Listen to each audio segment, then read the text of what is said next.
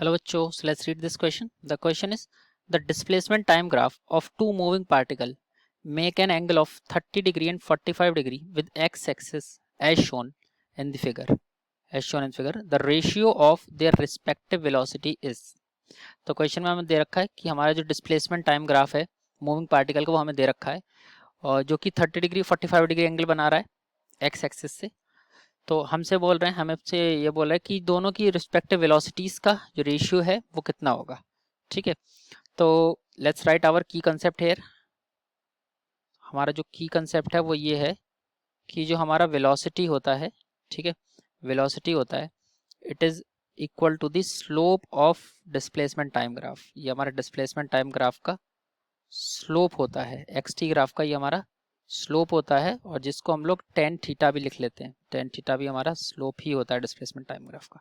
ठीक है, अब अगर ये 30 डिग्री वाले पार्टिकल को हम ए मान लेते हैं और 45 डिग्री जो बना रहा है उसको बी मान लेते हैं, तो देखते हैं यहाँ पर अगर मैं ए का स्लोप निकालूं तो that will come out to be the tan theta.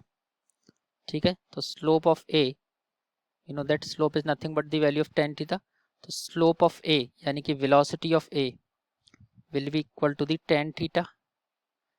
A की वेलोसिटी कहता हूँ टेन थीटा और थीटा है यहाँ पर 30 डिग्री। 30 डिग्री तो ये हो जाएगा हमारा टेन ऑफ 30 डिग्री और टेन 30 डिग्री की जो वैल्यू होती है वो होती है हमारी 1/√3। First equation. सिमिलरली सेकंड वाले का स्लोप निकालें, वो भी हमारा टेन थीटा आएगा बी वाले का और इसका एंगल है 45 डिग्री, तो ये हो जाएगा हमारा 1045 डिग्री। 1045 डिग्री और 1045 डिग्री की वैल्यू होती है 1, इज इक्वेशन 2।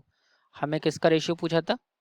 रिस्पेक्टिव वेलोसिटी का रेशियो, यानी कि 30 डिग्री वाली का रेशियो टू दी 45 डिग्री वाले का रेशियो, यानी कि V A upon V V की हमसे वैल्यू पूछी थी।